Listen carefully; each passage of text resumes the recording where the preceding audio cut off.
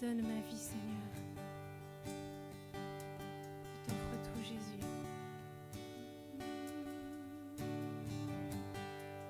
Je veux consacrer ma vie pour que ton royaume vienne,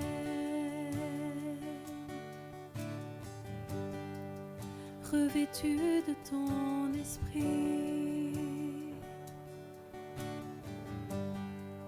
que les nations se prosternent.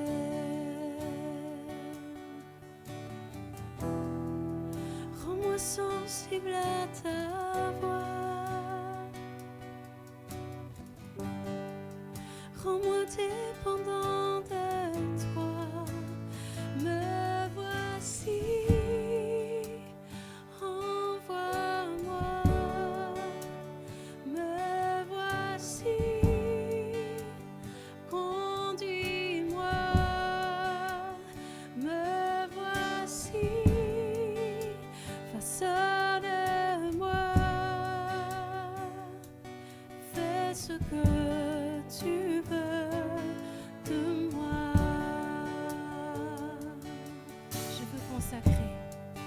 Je veux consacrer ma vie, pour que ton royaume vienne,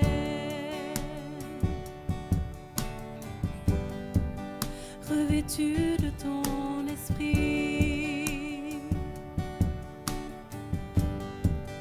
que les nations se prosternent.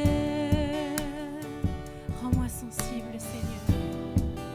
Rends-moi sensible à ta voix. Rends-moi dépendant de toi. Me voici, envoie-moi. Me voici, conduis-moi. Me voici, façonne-moi. Fais ce que tu veux. Me voici de moi. Me voici, envoie-moi. Me voici, conduis-moi. Me voici, façonne-moi.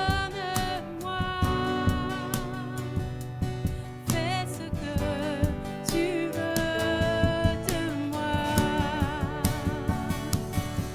Je veux déclarer au monde qu'il existe une bonne nouvelle.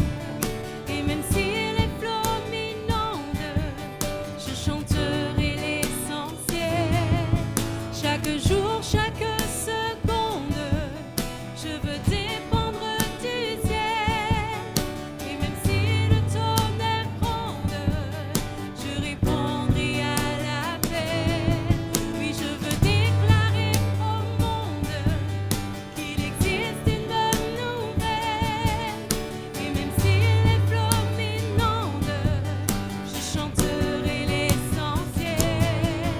Chaque jour, chaque seconde, je veux dépendre du ciel. Et même si le tonnerre gronde, je répondrai à l'appel. Me voici, envoie-moi. Me voici, conduis-moi. Me voici, façonne-moi. Fais ce que tu veux de moi.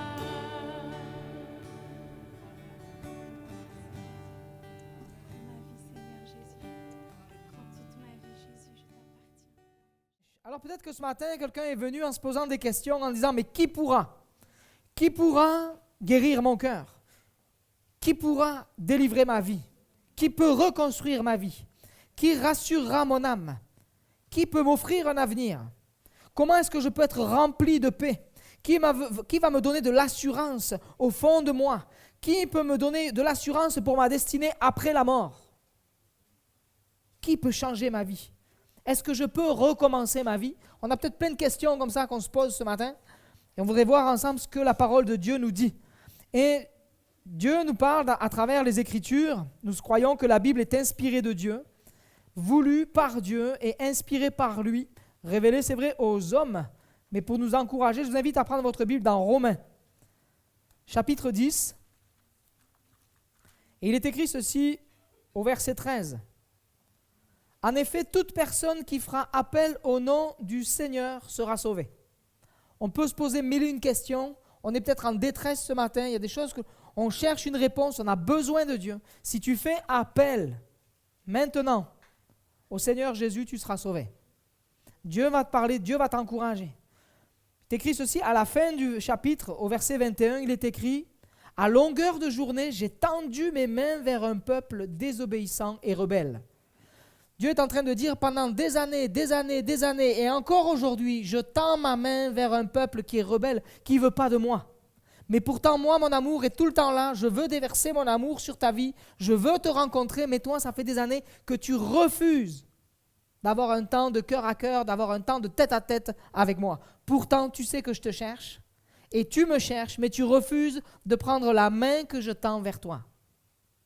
Et ce matin, Dieu veut te parler, Dieu veut t'encourager. Il y a peut-être mille et une questions dans ton cœur. Il y a peut-être du doute qui est même arrivé suite à toutes ces questions qui sont arrivées dans ta tête. Tu es bouleversé, tu ne sais plus où tu en es. Il y a un tourbillon de pensées à l'intérieur de toi et tu ne sais plus que penser. Mais voilà qui est Dieu.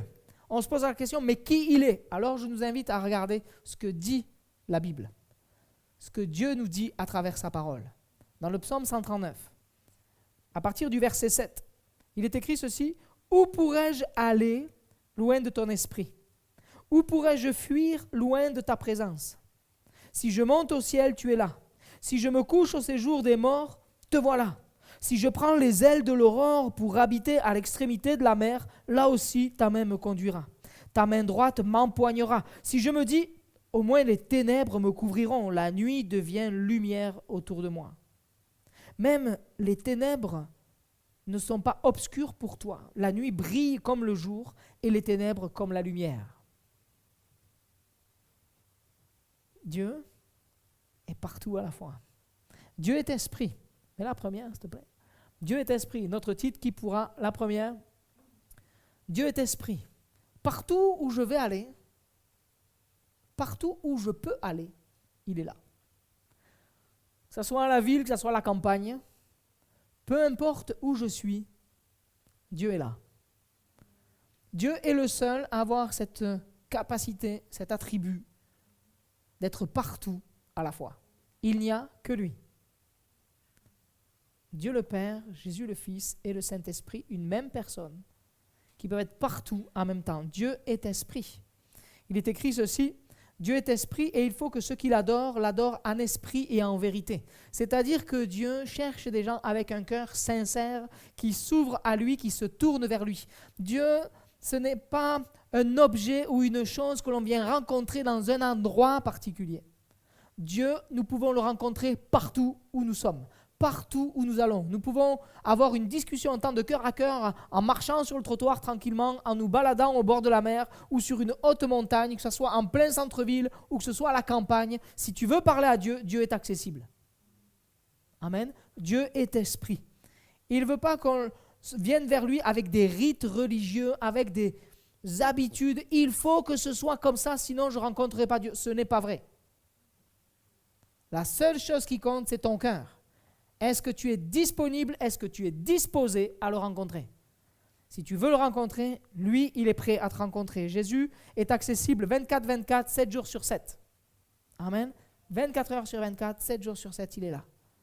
Il veut parler à ton âme, parler à ton cœur, être en relation avec toi. Ce qui compte, donc, c'est ton cœur, vrai, sincère et honnête.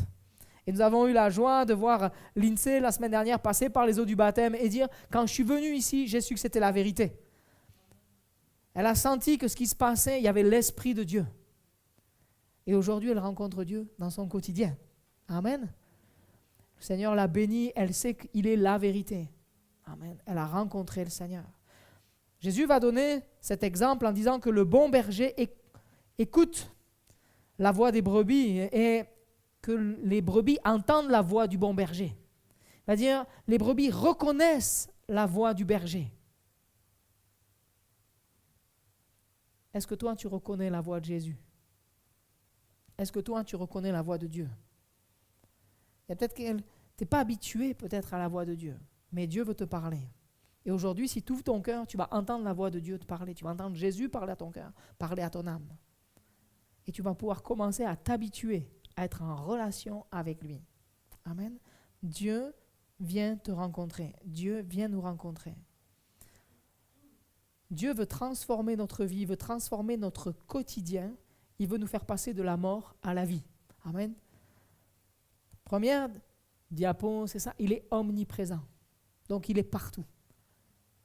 Et cette diapo, je la trouve sympa dans ce qu'elle peut nous amener comme réflexion. Tu te dis, je vais me mettre à part, je vais monter, prendre de la hauteur, et il y a comme une ville en contrebas. Toi, tu es peut-être un peu en hauteur. Mais là où tu arrives, il y a déjà quelqu'un qui est là. Tu vois personne parce que Dieu est invisible. Mais il est là. Il t'attend.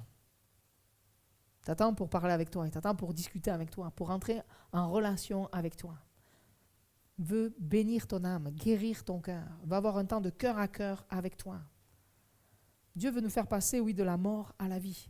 Il veut nous amener à quitter tout ce qui est œuvre humaine. Et les œuvres humaines sont évidentes. La parole de Dieu nous dit, c'est l'adultère, l'immoralité sexuelle, l'impureté, la débauche, l'idolâtrie, la magie, les haines, les querelles, les jalousies, les colères, les rivalités, les divisions, les sectes, l'envie, les meurtres, l'ivrognerie, les excès de table et ces choses semblables. Et il va dire ceci, je vous préviens, comme je l'ai déjà fait, ceux qui ont un tel comportement n'hériteront pas du royaume de Dieu. Mais le fruit de l'esprit, c'est l'amour, la joie, la paix, la patience, la bonté, la bienveillance, la foi, la douceur et la maîtrise de soi. Voilà ce que Dieu veut te communiquer. Il veut rentrer en relation avec toi pour que tu puisses quitter toutes ces œuvres humaines qui peuvent à la fin finir par t'enfermer, t'asservir, te dominer. Et Dieu veut te libérer de ça complètement. Lui, il est partout à la fois et il veut te rencontrer pour t'amener à vivre la nouvelle vie avec lui, une vie transformée par son esprit. Amen. L'action de son esprit en toi. Et tu te dis, mais qui pourra transformer ma vie? Jésus peut le faire. Et Jésus veut te rencontrer. C'est écrit ceci dans la parole de Dieu, dans Apocalypse 3:20. Voici, je me tiens à la porte et je frappe. Si quelqu'un entend ma voix et ouvre la porte, j'entrerai chez lui, je souperai avec lui et lui avec moi. Dieu veut absolument ce temps de rencontre personnelle avec toi. Il veut souper avec toi, l'image de prendre du temps avec toi. Des fois, tu te dis, oui, mais il n'y a jamais personne pour prendre du temps avec moi. Je veux parler avec quelqu'un, il n'y a personne disponible. Mon mari n'est pas dispo, ma femme n'est pas dispo, et puis on n'arrive pas à tout communiquer, on n'arrive pas à tout se dire. Il n'y a personne avec qui je peux parler, je suis tout seul. Jésus, lui, est disponible et veut parler avec toi, veut rentrer en relation avec toi pour transformer ta vie. Pour que tu puisses, toi, te décharger sur lui, décharger ton cœur, ton âme, tes douleurs, tes souffrances, tes questions. Dieu est là pour te bénir et il veut partager, prendre du temps avec toi. Il est omniprésent. Omniprésent sur toute la surface de la terre. Tout à l'heure, les enfants l'ont dit, en vacances, peu importe où je suis, Dieu est là. Peu importe où tu vas, peu importe où tu es, Dieu est là. Amen. Omnipotent, il a toute puissance. Il est celui qui a créé la terre. Tout à l'heure, on a dit, mais où est-ce que je pourrais aller? Il est partout. Omnipotent, il est tout puissant. Il est écrit ceci dans Genèse, chapitre 1er. Au commencement, Dieu créa la terre, le ciel et la terre. La terre n'était que chaos et vide. Il y avait des ténèbres sur la surface de l'abîme et l'Esprit de Dieu planait au-dessus de l'eau. Dieu dit qu'il y ait la lumière et la lumière fut. Amen. Sur sa parole, il a créé. Dieu a toute puissance pour créer. Il t'a créé toi, mais il a toute puissance pour créer. Amen. Il n'y a que lui pour le faire. Dans Jérémie 32, il est écrit ceci au verset 17. Seigneur éternel, c'est toi qui as fait le ciel et la terre par ta grande puissance et ta force. Rien n'est trop difficile pour toi. Et peut-être que tu te dis, mais moi c'est compliqué, ma vie, je veux bien que Dieu ait créé la terre, mais ma vie, elle est hyper méga complexe. Ce que je vis, ce que je traverse, t'imagines pas tout ce qu'il peut y avoir dans ma tête, les luttes qu'il peut y avoir, les combats qu'il peut y avoir, les combats que je peux vivre peut-être dans mon corps, dans ma vie, dans mes pensées. C'est vraiment, j'ai tout un tas d'obstacles devant moi. T'imagines pas, mais Dieu veut bénir ta vie et il a toute puissance pour délivrer ta vie. Il a toute puissance pour transformer ta vie. Est-ce que toi, tu veux saisir la main que Dieu te tend ce matin? Est-ce que tu veux vivre avec Jésus dans ton quotidien? Il y a des milliers d'années, il y a une histoire que l'on trouve dans la parole de Dieu, c'est Jéricho. Tout à l'heure, ça a été abordé pour les enfants.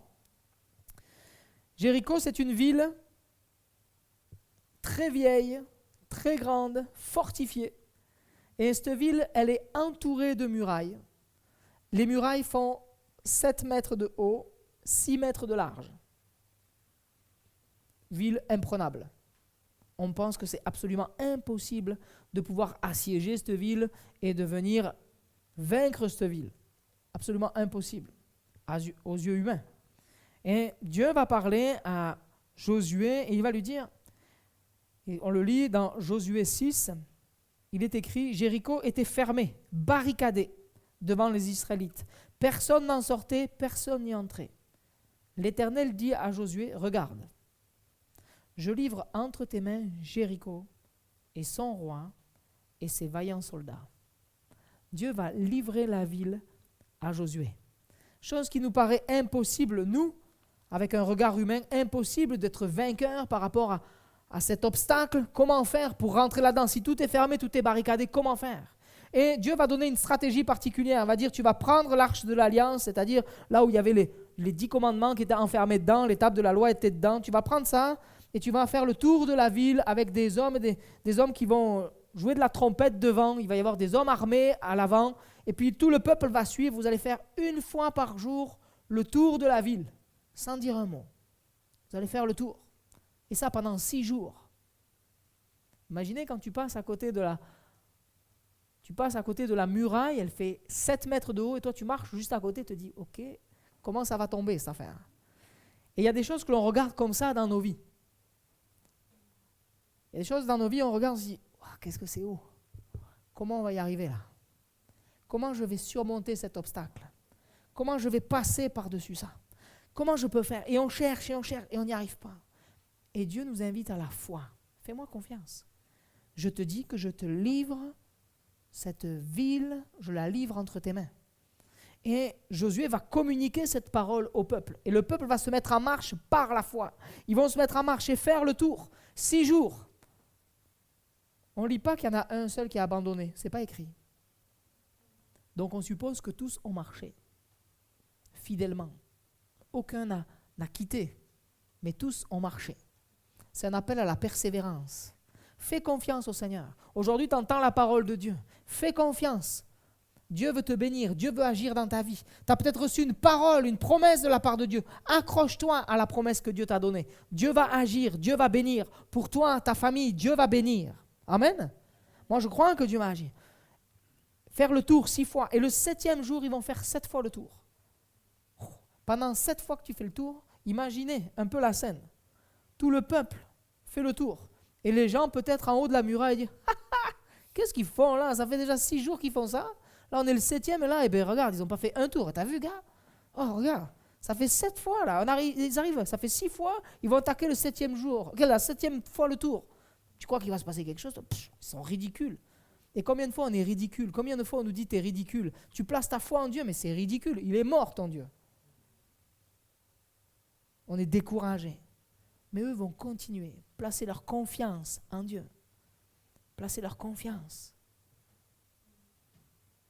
Et puis ils vont faire le 7e tour. Et puis, il va y avoir cet ordre de l'Éternel de sonner de la trompette. Le peuple va crier avec foi. Et qu'est-ce qu'il est écrit? Il est écrit ceci au verset 20.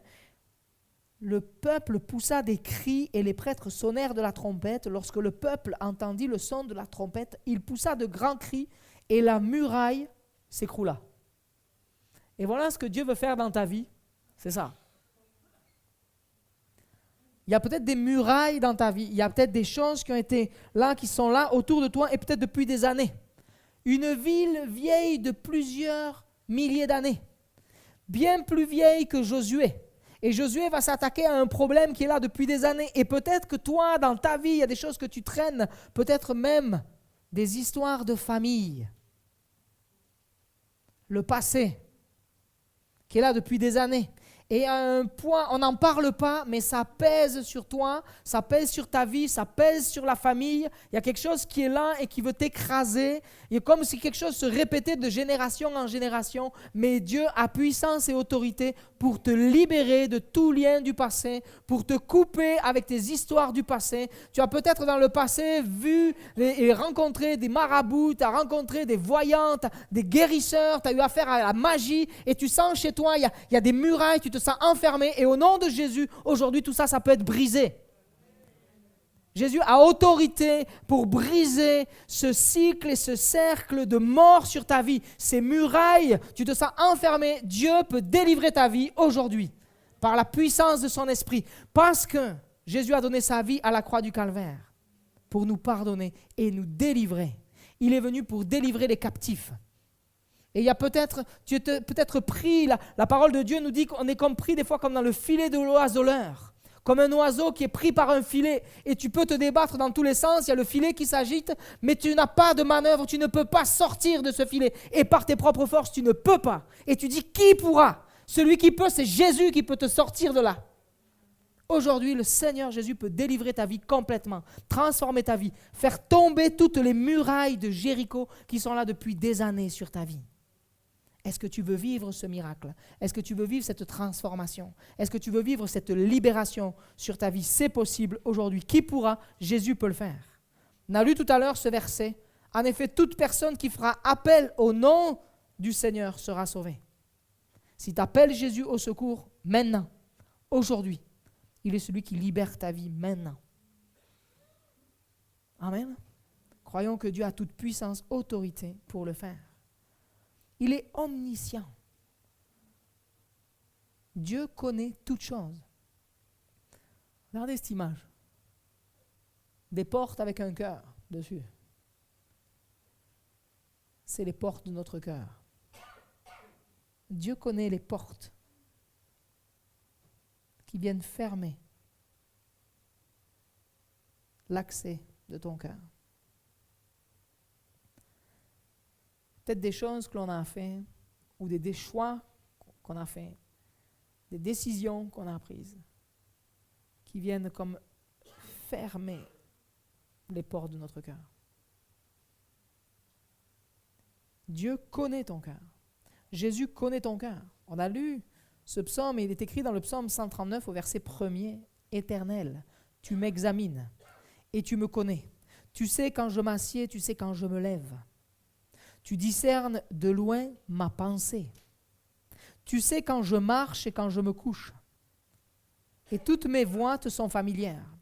La parole n'est pas encore sur ma langue que déjà, Éternel, tu la connais entièrement. » C'est-à-dire que Dieu connaît toutes choses, connaît ce qu'il y a dans nos pensées, mais connaît notre quotidien, connaît nos voies, connaît nos chemins, sait dans quelle piste je m'engage, où je mets les pieds, quel est mon type de raisonnement. Mes voies te sont familières. Dieu connaît toutes choses sur toi. Il nous connaît entièrement. Et Jésus, quand il était sur terre, va révéler qu'il connaît toutes choses. Quand il va se retrouver face aux pharisiens, quand lui il annonce la bonne nouvelle, il est écrit qu'il connaissait leurs pensées. Il savait ce qu'ils imaginaient, les complots qu'ils avaient. Il savait très bien qu'ils voulaient le tuer. Mais il va leur dire, il va les confronter.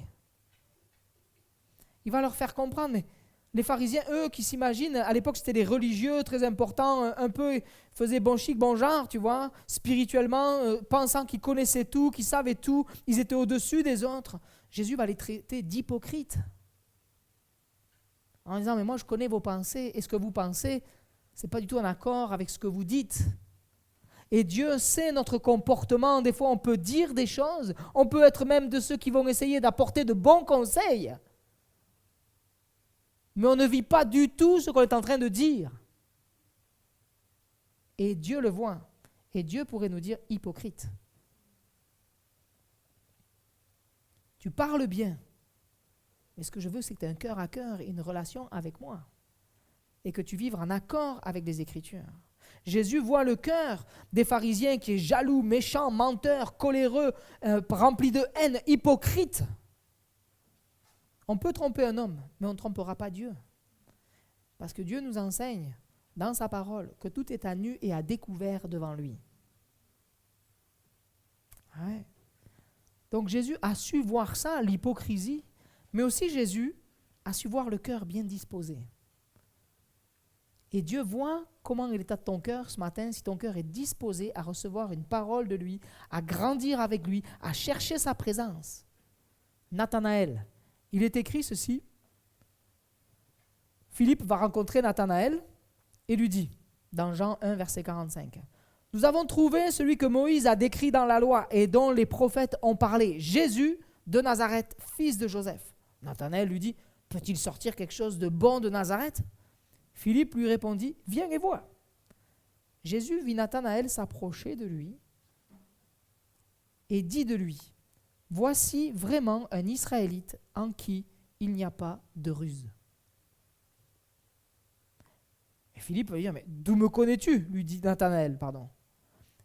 Jésus lui répondit, « Avant que Philippe t'appelle, quand tu étais sous le figuier, je t'ai vu. » Nathanaël répondit, « Maître, tu es le Fils de Dieu, tu es le roi d'Israël. » Jésus lui répondit, « Parce que je t'ai dit que je t'ai vu sous le figuier, tu crois ? Tu verras de plus grandes choses que celles-ci. » Et il ajouta, « En vérité, je vous le dis, vous verrez désormais le ciel ouvert et les anges de Dieu monter et descendre au-dessus du Fils de l'homme. » Amen.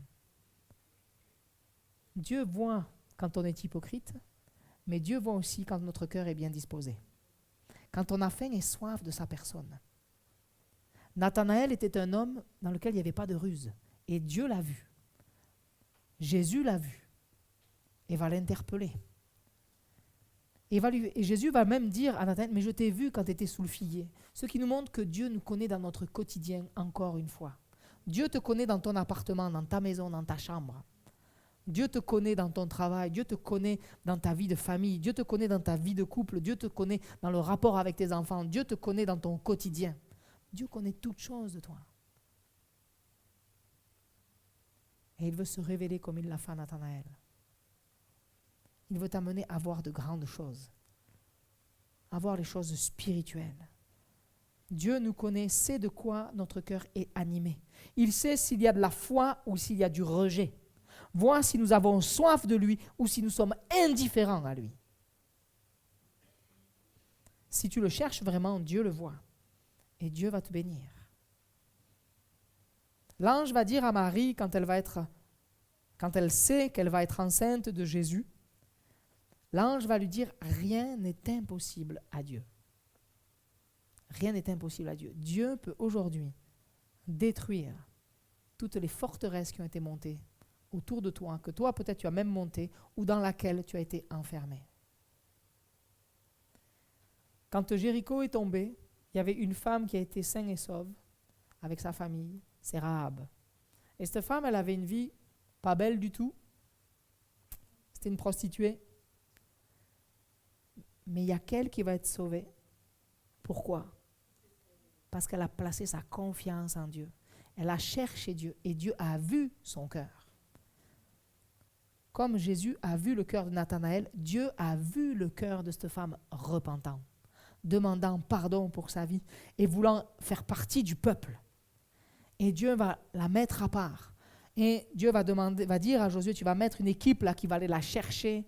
Vous allez la chercher, vous allez la retirer, cet endroit Tout va s'écrouler, mais quand les murs vont s'écrouler, vous allez la chercher, vous allez la prendre, vous allez la mettre à part en sécurité. Et Dieu veut mettre ta vie en sécurité. Et il y a peut-être des choses dans ta vie que tu as fait qui n'étaient pas bonnes. Et c'est même sûr et certain. Je ne sais pas à quel degré, mais Dieu a vu, Dieu connaît.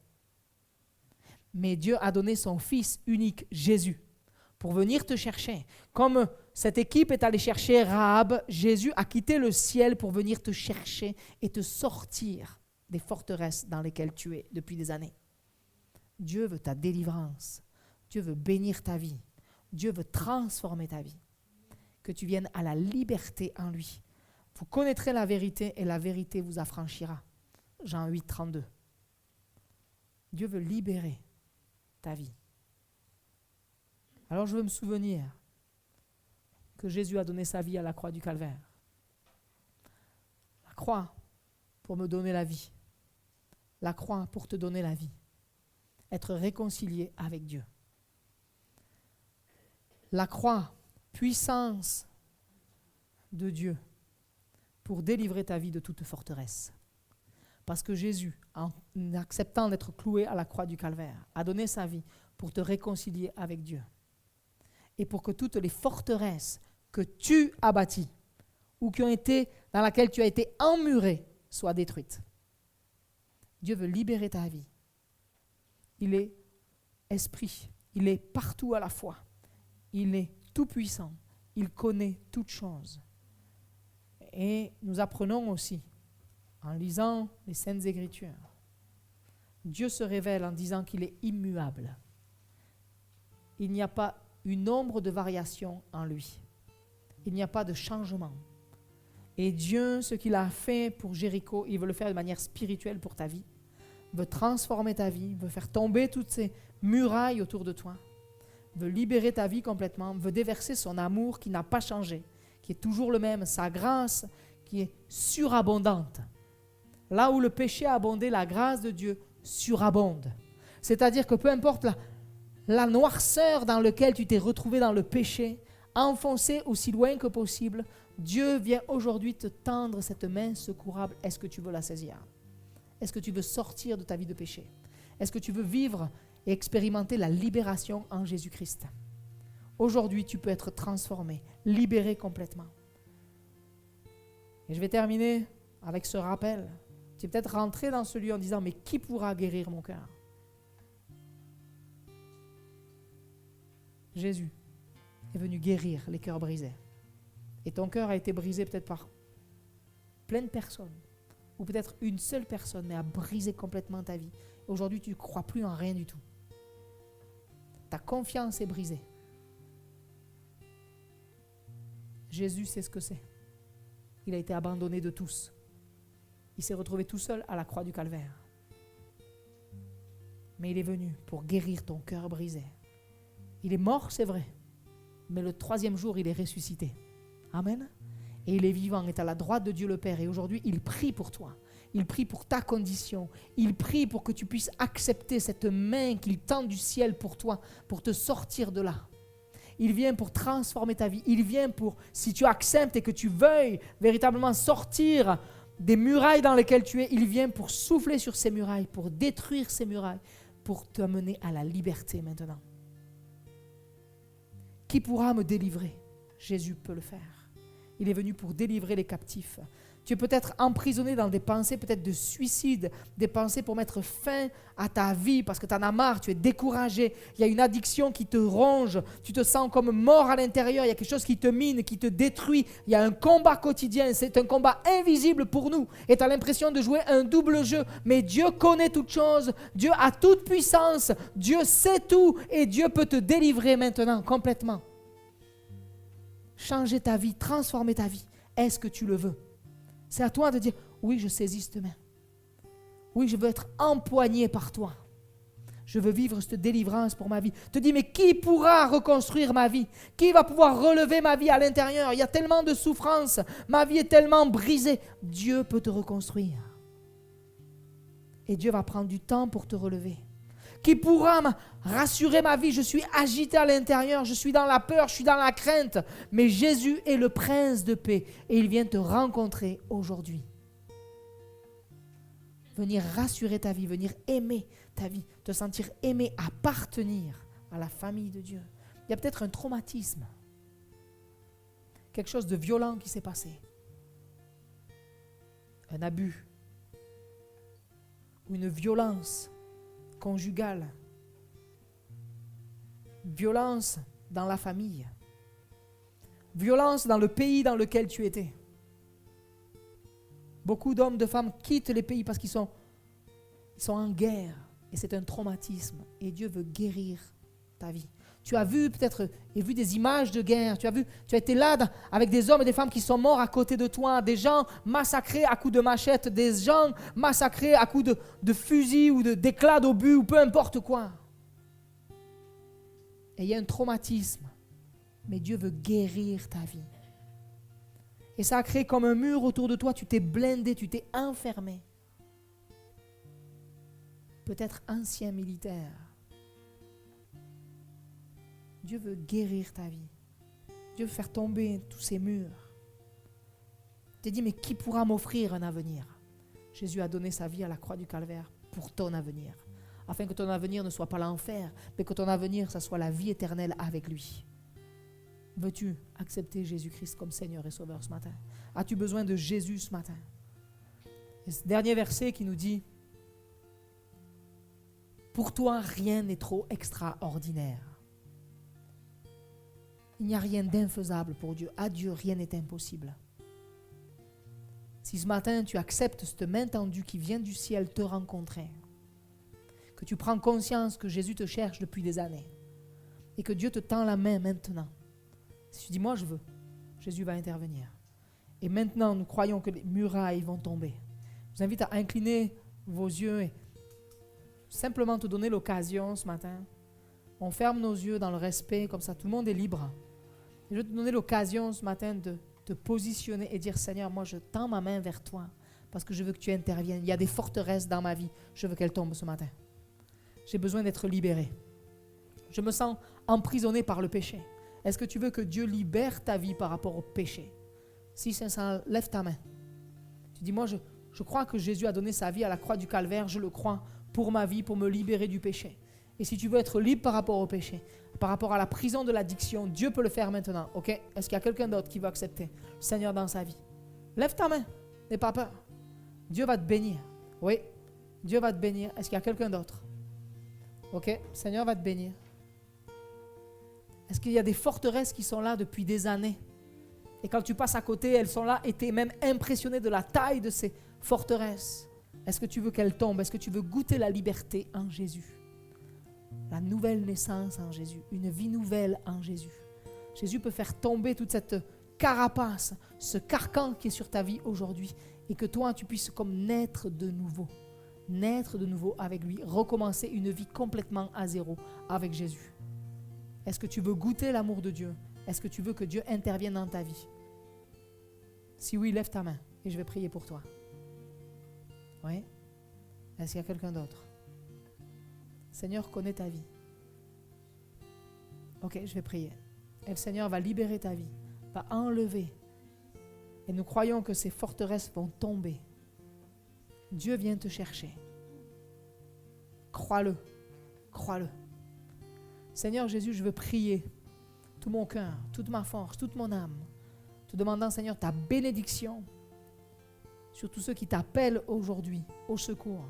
Tous ceux qui t'appellent de l'intérieur de leur forteresse et disent, moi je ne veux plus ces forteresses autour de moi, mais je veux vivre, je veux être libre, je veux marcher dans la liberté, je veux marcher en nouveauté de vie. Je t'accepte aujourd'hui comme Seigneur et Sauveur de ma vie. Tu viens libérer mon âme, tu viens libérer mon cœur. Seigneur, tu vois celui qui t'invite ce matin et qui te dit, moi je veux vivre cette nouvelle vie avec toi. Je ne veux plus vivre enfermé, mais je veux vivre libéré. Je crois et je m'approche de toi, Jésus. Je crois que tu es le Fils de Dieu et je crois que tu me pardonnes ma vie. Je crois que tu libères ma vie. Seigneur, merci parce que tu touches les cœurs maintenant. Tu touches l'âme de celui qui t'appelle au secours.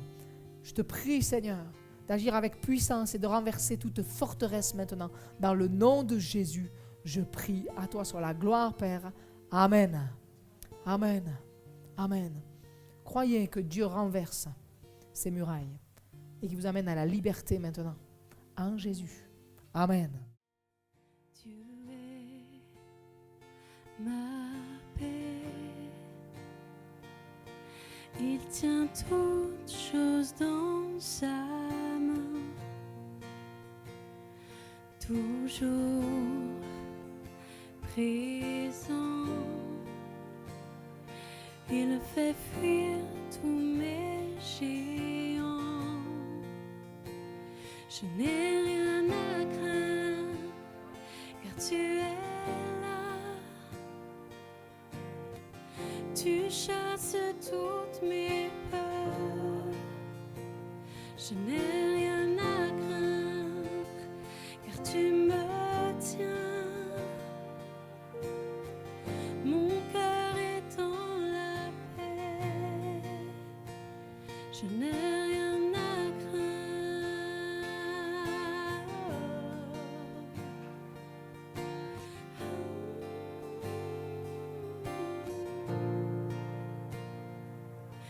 Dieu est fidèle, tout ce qu'il dit s'accomplit dans son repos. Ma foi s'aligne à sa grâce. Je n'ai